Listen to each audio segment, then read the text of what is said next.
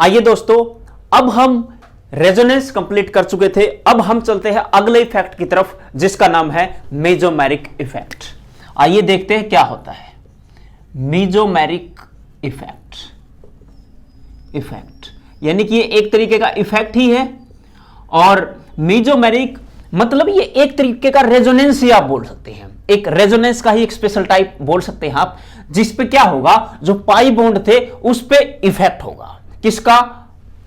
Double bond का, यानी कि किसी ग्रुप का, यानी effect of functional group, effect of functional group on pi bond. Pi bond पे क्या इफेक्ट होगा? देखिए, रेजोनेंस हमारे पास दो तरीके का होता है। मान लीजिए C डबल बॉन्ड C है, ये H2 यहां पे H और इस पे कोई ग्रुप लगा दिया। दो पॉसिबिलिटी है। पहली पॉसिबिलिटी, ये ग्रुप इसको, इस पाई बॉन्ड को क्या करे, इलेक्ट्रॉन डोनेट कर दे। या दूसरी पॉसिबिलिटी ये है, ये जो C डबल बॉन्ड C था अपने पास, इसके साथ में ग्रुप लगाया और ये ग्रुप क्या कर ले, इससे ही इलेक्ट्रॉन ले ले। ठीक है जी। अब जब ये इलेक्ट्रॉन देगा तो इसे बोला जाएगा प्लस M इफेक्ट। क्या बोला जाएगा? Plus M effect. Plus M effect बोलेंगे इसे। और जब ये इलेक्ट्रॉन लेगा इसे बोला जाएगा माइनस M इफेक्ट। ठीक है जी। अब क्या क्या कंडीशन होगी, कब हमें पता लगेगा प्लस M होगा और कब हमें पता लगेगा माइनस M होगा? प्लस M के लिए क्या होना चाहिए, ये जो ग्रुप है, ग्रुप पे क्या प्रेजेंट हो, लोन पेयर प्रेजेंट हो, या तो क्या हो, नेगेटिव चार्ज प्रेजेंट हो, यानी किसी भी तरीके की इलेक्ट्रॉन डेंसिटी प्रेजेंट है, वो क्या है, वो प्लस M इफेक्ट शो करेगा। अब माइनस M इफेक्ट शो करने के लिए क्या हो, या तो उसके पास क्या हो, वैकेंट ऑर्बिटल। क्या हो? Vacant orbital. वैकेंट ऑर्बिटल किसके पास हो? इस ग्रुप के पास। ठीक है जी। या फिर दूसरी कंडीशन है tendency to create vacant orbital.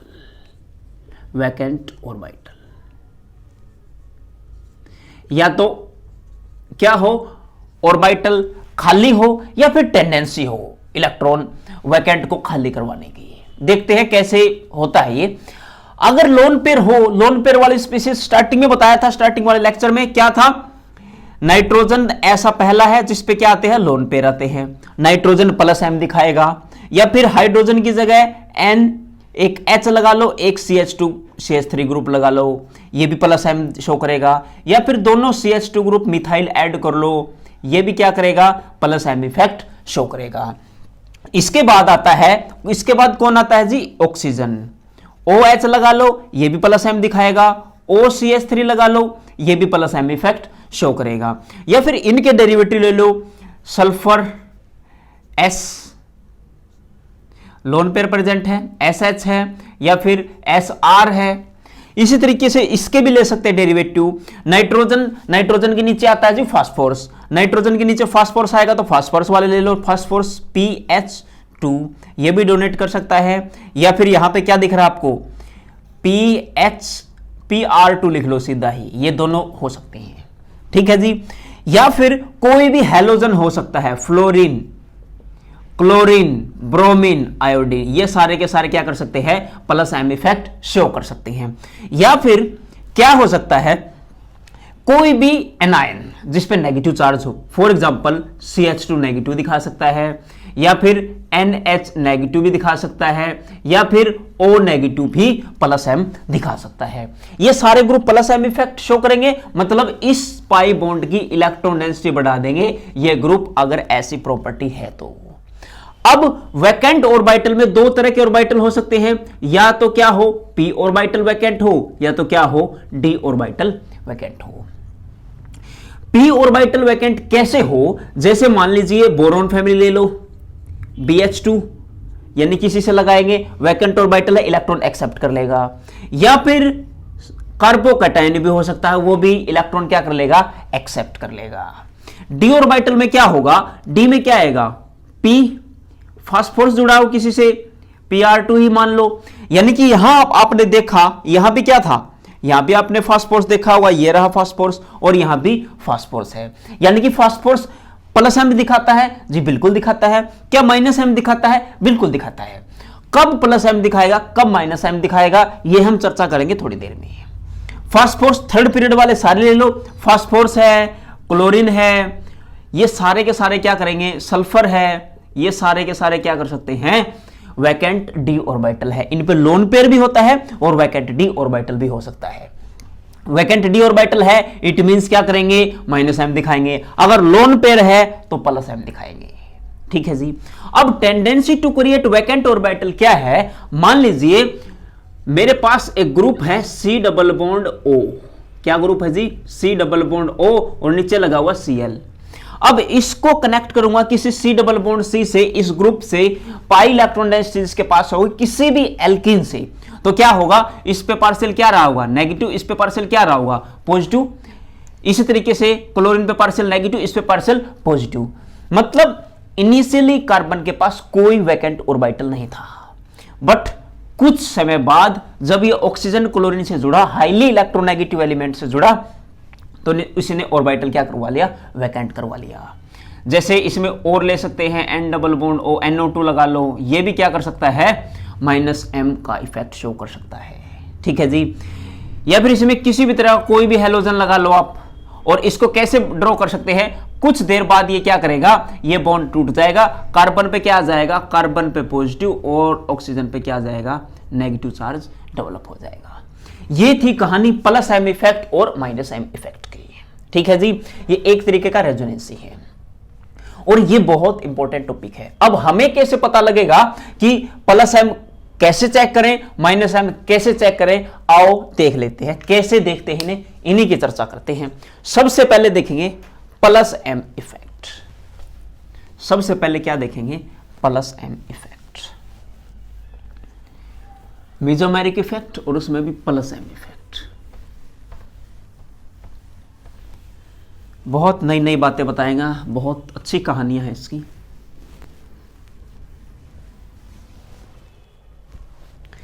यानी कि हम लिखेंगे strength of plus M effect. Plus M की क्या स्ट्रेंथ है,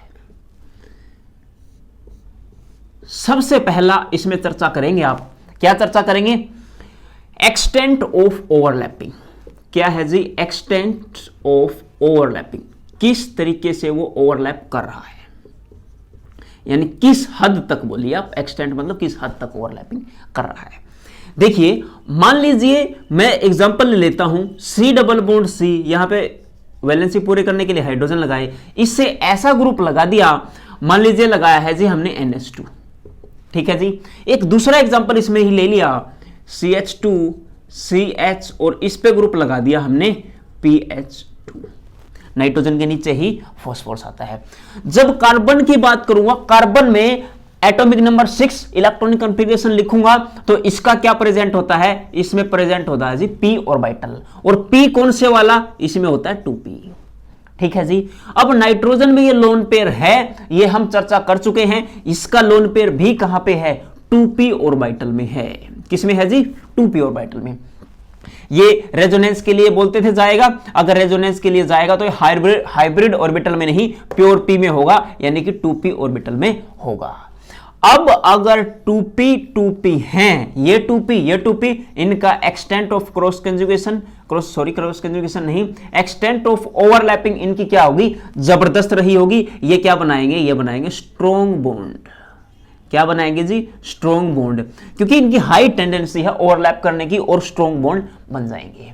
अब यही कहानी यहां देखो, कार्बन है, कार्बन में क्या होगा, 2p ऑर्बिटल होगा, बट यहां पे देखिए, यहां पे क्या है, फास्फोरस, और फास्फोरस में जो होगा वो 2p नहीं 3p आएगा। आप इलेक्ट्रॉनिक कॉन्फ़िगरेशन लिख के देख सकते हैं, एटॉमिक नंबर 10 के बाद ही आएंगे तो 3p ही आएगा, 3p और 3d।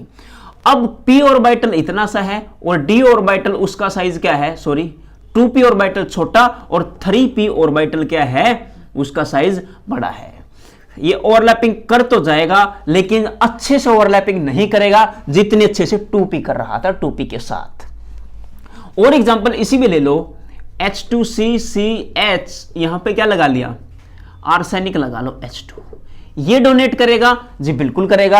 अब कार्बन में क्या है, यहां 2p ऑर्बिटल है और यहां पे कौन सा ऑर्बिटल है, 4p। 4p का साइज तो और बड़ा हो जाएगा, 4p का साइज और बड़ा होगा और 2p तो सब में कॉमन है। अगर साइज बड़ा है, इफेक्टिव ओवरलैपिंग क्या होगी, कम हो जाएगी, और कम हो जाएगी तो डोनेशन की टेंडेंसी कम हो जाएगी, वीक बॉन्ड बनेंगे, स्ट्रॉन्ग बॉन्ड नहीं बनेंगे। इसमें स्ट्रॉन्ग बॉन्ड बनेंगे, मान लीजिए ए है, ये मान लीजिए अपने पास बी था, ये मान लीजिए सी था। इनकी ओवरलैपिंग देखेंगे, सबसे स्टेबल कौन रहा होगा, ए वाला।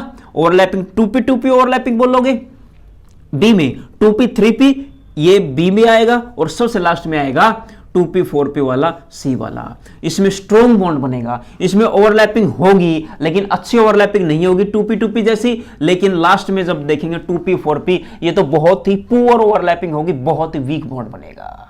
ठीक है जी, इसी में आप और एग्जांपल ले सकते हैं, ऑक्सीजन फैमिली का एग्जांपल ले लो या फ्लोरीन का ले लो, जिसके पास लोन पेयर है कोई भी ले लो। हम मान लीजिए C डबल बॉन्ड C, ये हाइड्रोजन अपन यहाँ पर लगा लेना, कॉन्सेप्ट समझे, देखो लगा ही देता हूं, H2 यहाँ पे हाइड्रोजन, यहाँ पे ग्रुप लगा दिया, मान लिया OH, ये डोनेट करेगा। अब इसी में ग्रुप हमने लगा दिया, इसके आगे CH, यहाँ पे लगा दिया SH, ये भी डोनेट करेगा। ये क्या है, कार्बन, कार्बन में ऑर्बिटल 2p और ऑक्सीजन में ऑर्बिटल 2p, 2p से ही डोनेट करेगा तो अच्छी ओवरलैपिंग होगी। इसमें क्या प्रेजेंट है, ये भी 2p है, ये क्या होगा 3p होगा सल्फर वाला, तो इसकी इफेक्टिव ओवरलैपिंग अच्छी नहीं होगी, तो इसकी स्टेबिलिटी क्या रही होगी, ज्यादा। इसके बाद हम यहां पे क्या लिख सकते हैं, Te C double bond C, यहां पे क्या लगा देंगे TeH, इसकी डोनेशन टेंडेंसी और भी क्या हो जाएगी, पुअर हो जाएगी। आप इसी तरीके से फ्लोरीन, क्लोरीन, ब्रोमीन भी लगा सकते हैं, तो उसकी टेंडेंसी क्या होगी, फ्लोरीन वाले की 2p ओवरलैपिंग होगी। हालांकि वो इंडक्टिव इफेक्ट दिखाएगा, -I से खींचेगा, बट स्टिल हम +M की बात कर रहे हैं, +M उसका ही ज्यादा होगा फ्लोरीन वाले का। ठीक है जी, अब चलते हैं आगे। अब आगे मैं जब चर्चा करूंगा तब क्या होगा, देखिए कैसे चर्चाएं करेंगे। मान लीजिए मेरे पास C डबल बॉन्ड C के बगल में यहां पे एक आया NH2, क्या आया है जी, यहां पे एक NH2 आया और यहां पे CH2 CH डबल बॉन्ड यहां पे, और यहां पे एक ग्रुप आ गया OH। इट मींस यहां पे ओवरलैपिंग देखिए 2p, और इसके पास नाइट्रोजन के पास फिर से 2p, यहां पे देखे कार्बन के पास 2p ऑर्बिटल, ऑक्सीजन के पास भी 2p ऑर्बिटल। मतलब इससे तो जवाब नहीं मिल रहा, मामला खराब हो जाएगा। ओवरलैपिंग 2p ओवरलैपिंग से हमें जवाब नहीं मिलेगा, इसलिए इसके लिए हमें दूसरा फैक्टर पढ़ना पड़ेगा जिसका नाम है इलेक्ट्रोनेगेटिविटी। चेक करेंगे, क्या चेक करेंगे, दूसरा है, अगर पहले वाला सेम आ गया, if extent of overlapping, extent of overlapping becomes equal, क्या है जी, effect of overlapping becomes equal, then consider electronegative value of elements, electronegative values। यानी कि नाइट्रोजन की इलेक्ट्रोनेगेटिविटी आपको पता है, नाइट्रोजन की इलेक्ट्रोनेगेटिविटी क्या है 3, और ऑक्सीजन की इलेक्ट्रोनेगेटिव वैल्यू क्या है 3.5। लिख देता हूं, यहां पे इसकी कितनी है 3 और इसकी कितनी है 3.5।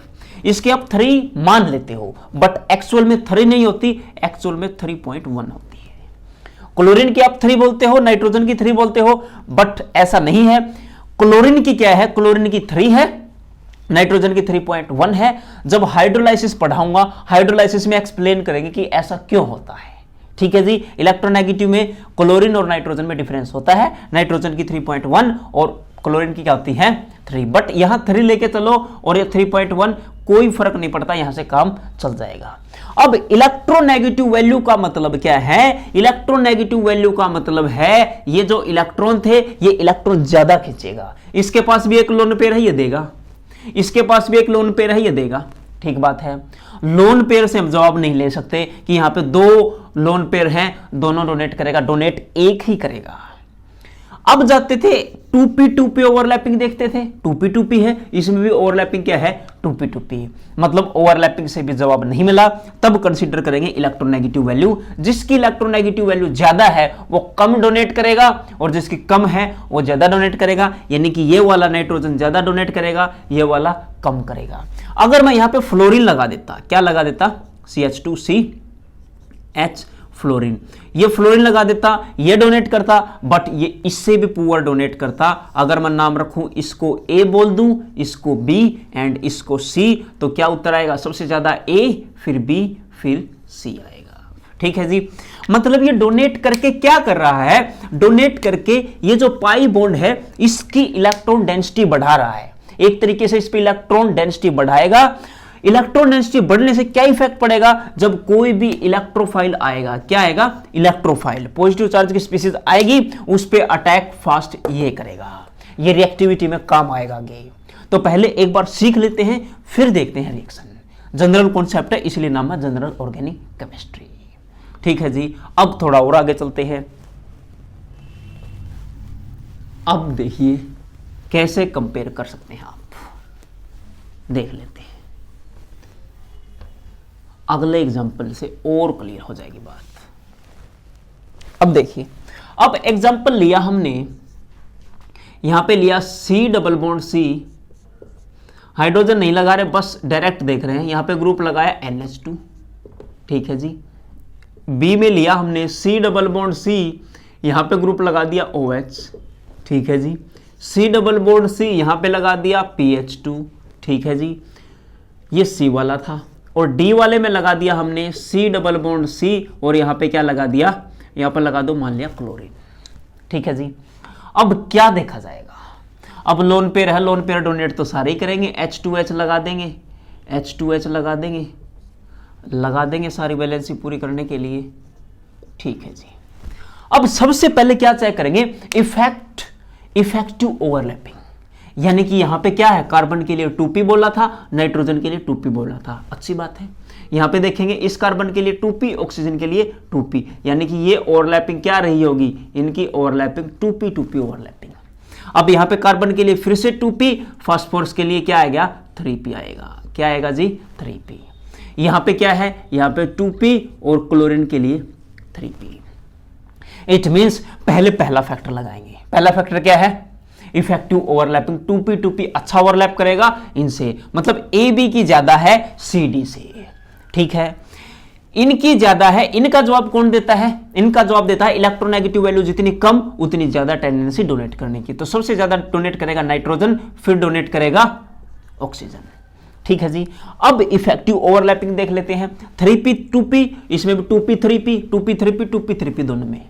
अब इलेक्ट्रोनेगेटिव वैल्यू चेक करेंगे, फास्फोरस की इलेक्ट्रोनेगेटिविटी 2.1 और उसकी क्या है, 3 के आसपास है।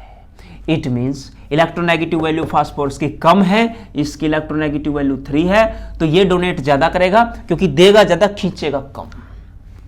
तो उसके बाद कौन आएगा, उसके बाद C और लास्ट में कौन आएगा, D, ठीक है जी। आप इस तरीके से कंपैरिजन कर सकते हैं। लेकिन अगर मैं एग्जांपल ऐसा लूं, ऐसा हो CH2CH, यहां पे ग्रुप ऑक्सीजन लगा है, लेकिन इसमें C डबल बॉन्ड O, इसमें कुछ भी लगा दो, H लगा दो या R लगा दो, ठीक है जी। और एक में ऐसा हो C double bond CH oxygen और यहां पे क्या प्रेजेंट हो, H या R प्रेजेंट हो, अब लफड़ा हो गया। अब A और B में कंपैरिजन कैसे करेंगे, पहले देखते थे इफेक्टिव ओवरलैपिंग। लो जी, ये 2p, ये भी 2p, इस पे लोन पेयर है, ठीक है। अब इस पे भी क्या है 2p और इस पे भी क्या है 2p। अब इलेक्ट्रोनेगेटिव वैल्यू देखो, दोनों ऑक्सीजन है, कमाल हो गया। इट मींस जब इससे काम नहीं चल रहा तब आएगा रोल नंबर 3, और रोल नंबर 3 क्या है देख लेते हैं, क्या है रोल नंबर 3।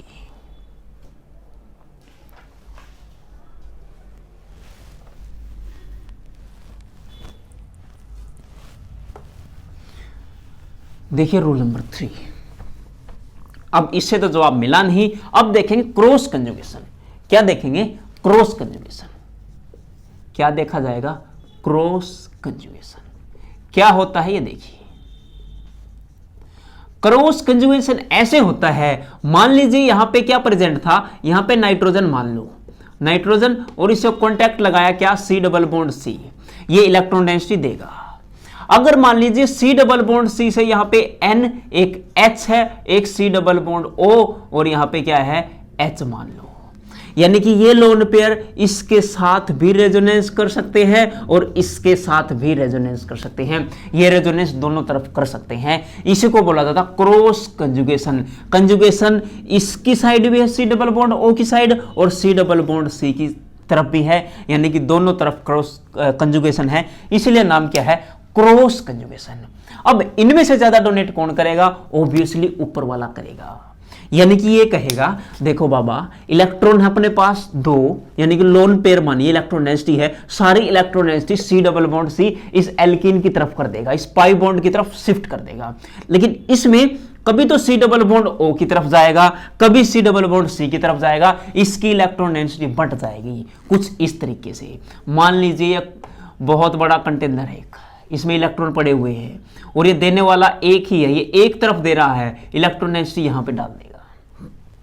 अब मान लीजिए कंटेनर थोड़ा बड़ा भी ले लो, अगर मान लीजिए नाइट्रोजन ऑक्सीजन वगैरह आ जाए, चेंज आ जाए, इसमें कंटेनर बड़ा भी हो तो वो कुछ यहां पे देना पड़ जाए, ये दे दिया, और कुछ यहां से दूसरी जगह देना पड़ जाए, ये फिर भी ये कम दे पाएगा। अगर 2 जगह जाएगा तो कम दे पाएगा, एक जगह देगा तो ज्यादा देगा।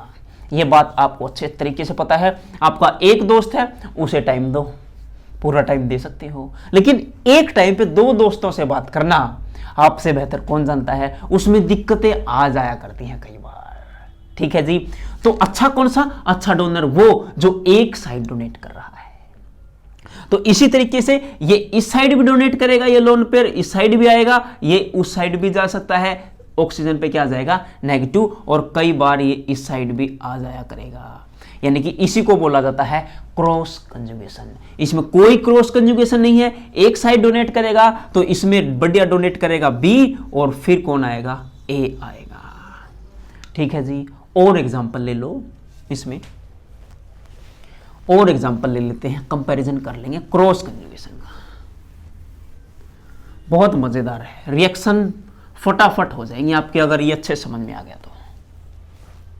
देखिए सी डबल बॉन्ड C से कांटेक्ट लगा लिया, मान लीजिए NH2, ये A नाम रख दो। अब B रखा, सी डबल बॉन्ड C से कनेक्ट करो N, एक H है, एक यहाँ पे सी डबल बॉन्ड O और यहाँ पे लगा दो H। अब 3 वाला C वाला सी डबल बॉन्ड C, यहाँ पे कनेक्ट करो क्या, nitrogen, C double bond O, यहाँ पे H, यहाँ पे सी डबल बॉन्ड O, यहाँ पे क्या रखोगे, H रखोगे। अब इन तीनों को ध्यान से देखिए, पहले वाले में ये डोनेट करेगा जी, बिल्कुल डोनेट करेगा, ये डोनेट इस साइड कर पाएगा, ये इलेक्ट्रॉन डेंसिटी यहाँ पे क्या हो जाएगी, बढ़ जाएगी। डोनेट तो इसमें भी करेगा, इलेक्ट्रॉन डेंसिटी बढ़ेगी, बट ये इलेक्ट्रॉन डेंसिटी 2 जगह पे बढ़ जाएगी, कभी इस साइड डोनेट करेगा, कभी उस साइड, मतलब A और B में B कम डोनेट कर पाएगा A के कंपैरिजन में। ठीक है जी, अब इसमें आते हैं, थर्ड वाले में ये इस साइड डोनेट करेगा, बिल्कुल बढ़िया, ये इस साइड भी डोनेट कर सकता है, एक साइड ये, एक साइड ये, और तीसरी साइड ये है, अगर लोन पेयर यहां है तो ये यहां पे डोनेट कर सकता है। यहां बंटवारा हुआ 1 की तरफ, यहां बंटवारा हुआ 2 की तरफ, क्रॉस कंजुगेशन 2, यहां पे बंटवारा हुआ 3 में, तो अच्छे से कौन ज्यादा टाइम दे पाएगा, पहले वाला, यानी कि सबसे ज्यादा इलेक्ट्रॉन डेंसिटी A की रही होगी, फिर रहेगी B की, और फिर रहेगी किसकी, C की। Oh my God. ठीक है जी, चलते हैं आगे। अगर मान लीजिए क्रॉस कंजुगेशन के बजाय कुछ और मामला आ जाए, फिर क्या करोगे, कैसा मामला जी, देखो ऐसे सी डबल बॉन्ड C से आपने लगाया, एक लगाया OH, अब एक लगाया सी डबल बॉन्ड C से OCH3। अब ये मामला क्या है, ये तो और ही है। इसमें देखो पहले वाला रूल क्या था, एक्सटेंट ऑफ ओवरलैपिंग, वो काम नहीं आएगा, 2p है, 2p है। दूसरा क्या था, इलेक्ट्रोनेगेटिव वैल्यू देखो दोनों की सेम है, वो भी काम नहीं आया। तीसरा क्या था, क्रॉस कंजुगेशन, क्रॉस कंजुगेशन इसमें है ही नहीं। अब ये क्या वाला है, इसे कैसे देखोगे, इसे देखा जाएगा फैक्टर नंबर 4, जिसका नाम क्या है, स्टीरिक क्लैश। स्टीरिक क्राउडिंग बोलो, स्टीरिक क्लैश से आप बताओगे। किससे बताओगे? Steric clash. लिख देते हैं स्टीरिक क्लैश। आओ देखते हैं स्टीरिक क्लैश क्या बला है, ये पहले जान लेते हैं।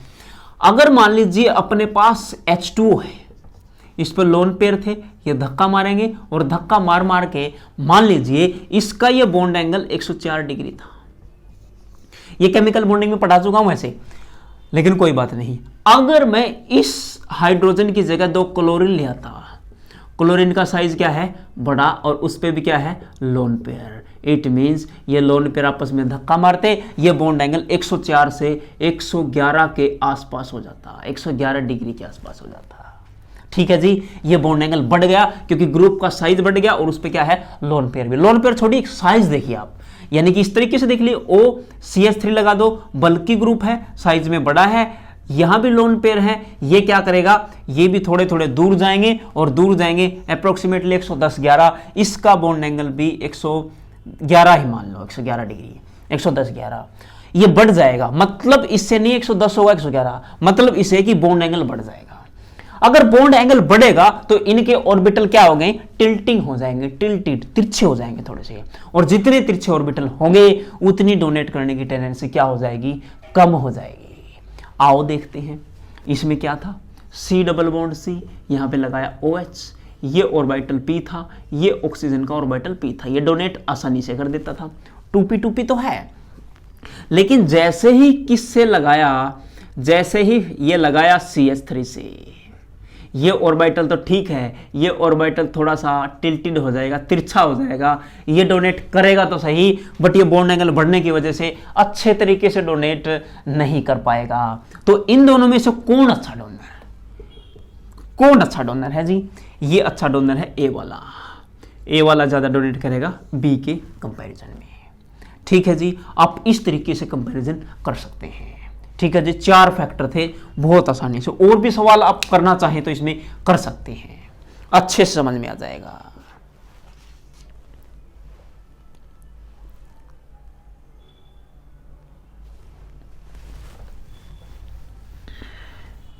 अब इनकी एप्लीकेशन की बात कर लेते हैं। प्लस एम इफेक्ट जो हमने पढ़ा, इसमें क्या होगा देखिए।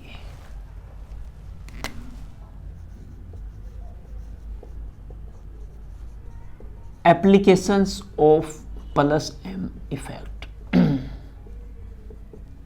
प्लस एम इफेक्ट की एप्लीकेशन क्या होंगी? पहली बात,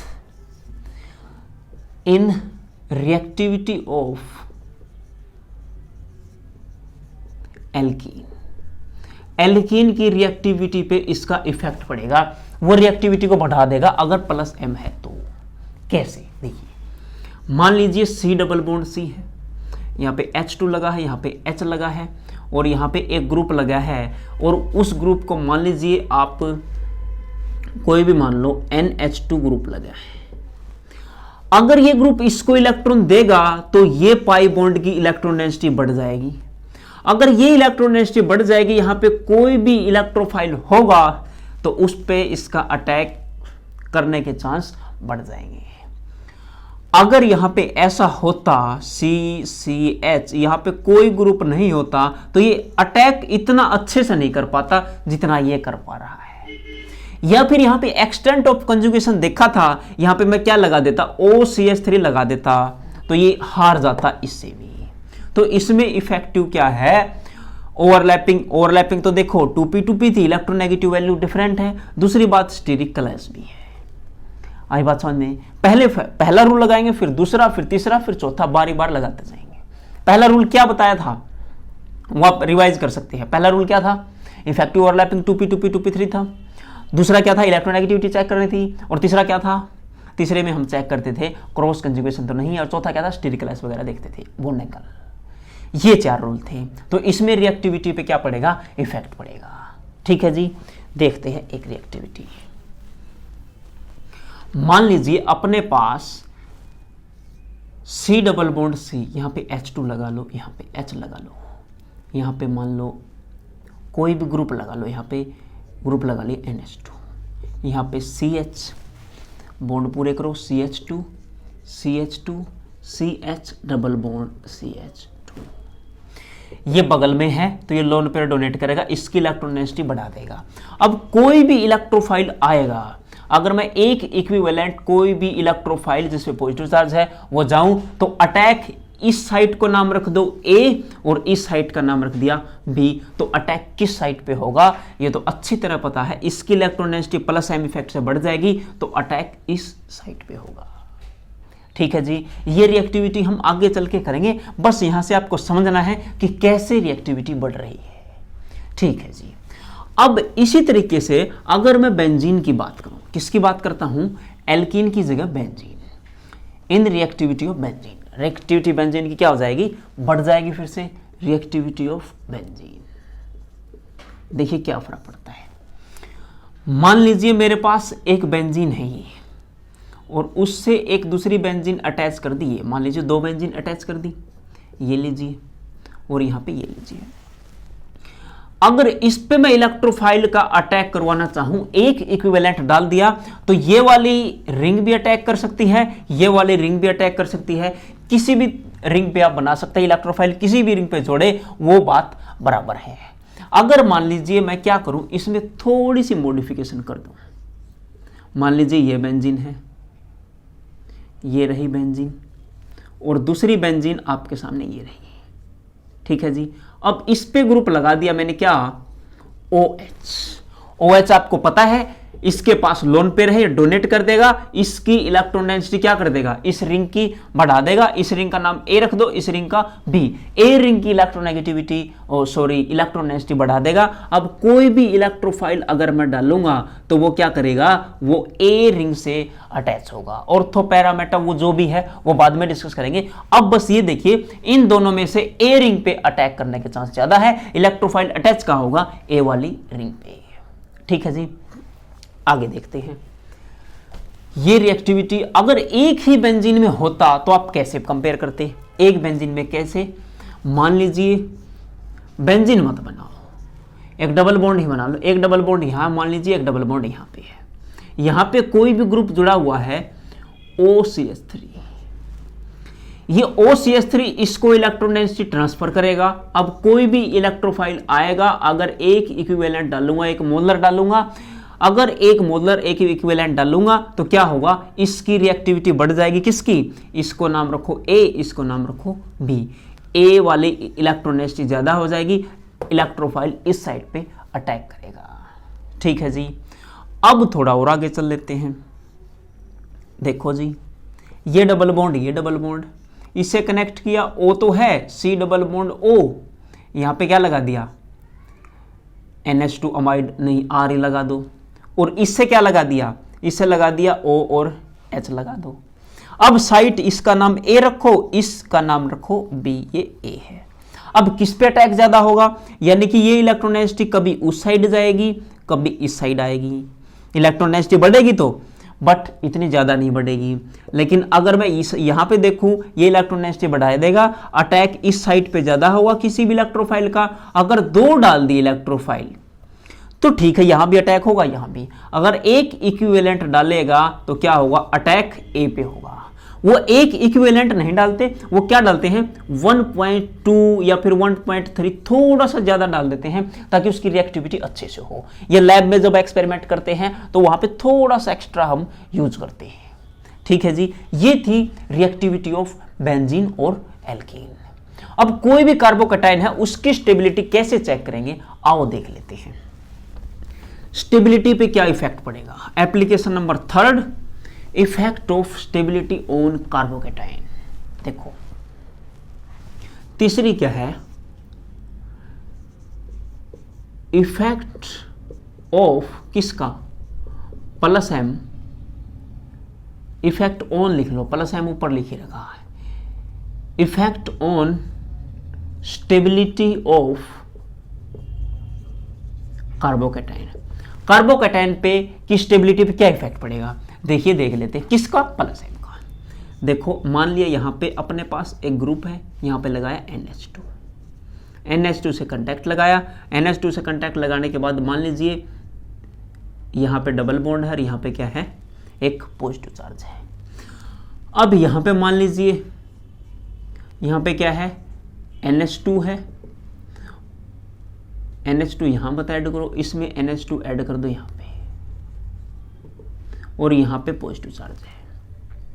क्या होगा देखिए, इसका नाम A रखो, इसका नाम B रखो।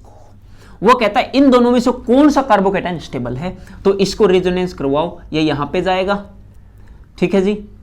यहां पे जाने के बाद क्या होगा, इसको ऐसे मत करो, इस पाई बॉन्ड के साथ रेजोनेंस करवाओ। रेजोनेंस इसलिए हमने पहले पढ़ा था, पाई बॉन्ड या पॉजिटिव चार्ज के साथ जो रेजोनेंस था क्या था, ये डबल बॉन्ड इस साइड शिफ्ट हो जाएगा, तो इस साइड शिफ्ट होने पे क्या होगा, देखिए ये हमने मामला गड़बड़ कर दिया। यहां पे देखो, सबसे पहले यहां पे अगर हम देखेंगे तो यहां पे क्या करेगा, रेजोनेंस करेगा, और रेजोनेंस करने के बाद क्या फर्क पड़ेगा, देखिए ये रेजोनेंस किया, यहां पे NH2 प्रेजेंट है, ये डबल बॉन्ड आ गया यहां पे, ठीक है जी, यहां पे पॉजिटिव चार्ज। क्या इसे प्लस M इफेक्ट मिला, जी नहीं, बिल्कुल भी नहीं। अगर मैं इसको देखूं, इसको इधर मूव करवाओगे तो क्या मिलेगा आपको, देखिए यहां पे NH2 प्रेजेंट है, यहां पे डबल बॉन्ड आ जाएगा, पॉजिटिव चार्ज इस कार्बन पे आ जाएगा, और इस कार्बन का पॉजिटिव चार्ज मोस्ट स्टेबल है, द मोस्ट स्टेबल है। रेजोनेंस दोनों में हो रहा है, बट इसमें एक्स्ट्रा स्टेबिलिटी है, किसकी वजह से, plus M effect, mesomeric effect की वजह से, ठीक है जी। ऐसे स्टेबिलिटी आप कंपेयर कर सकते हैं। और देखते हैं स्टेबिलिटी, मान लीजिए इसमें ही तीसरा और दे देता, ऐसे ही दे देता एज इट इज, यहां पे लगा देता OH, और यहां पे क्या करता, डबल बॉन्ड यहां पे रखता पॉजिटिव चार्ज, इसको फिर से डबल बॉन्ड को मूव करवाते और रेजोनेटिंग स्ट्रक्चर बनाते।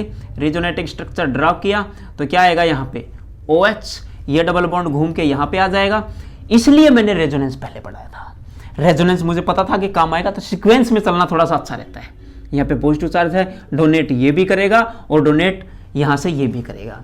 अभी बताया था कौन अच्छा डोनेट कर पाएगा, आपको पता है नाइट्रोजन की इलेक्ट्रोनेगेटिव वैल्यू कम है, तो ये अच्छा डोनर होगा, किससे, इसके बजाय। मान लीजिए इसका नाम C रख दो, तो अच्छा डोनर कौन है, स्टेबल कौन है, सबसे अच्छा स्टेबल है B, ठीक है जी। रेजोनेंस है, तीनों में है, रेजोनेंस से जवाब हमें नहीं मिला। प्लस M इफेक्ट इन दोनों में है, इसमें नहीं है, इसमें नहीं है, ये तो पहले ही हार गया। यानी कि सबसे बेस्ट, सबसे अच्छा रेजोनेंस प्लस M किसमें, B वाले में, तो सबसे स्टेबल B वाला। फिर रेजोनेंस किसमें, C वाले में, फिर C वाला और A वाले में तो क्या है, केवल रेजोनेंस है, ये मेसोमेरिक स्टेबलाइज नहीं है।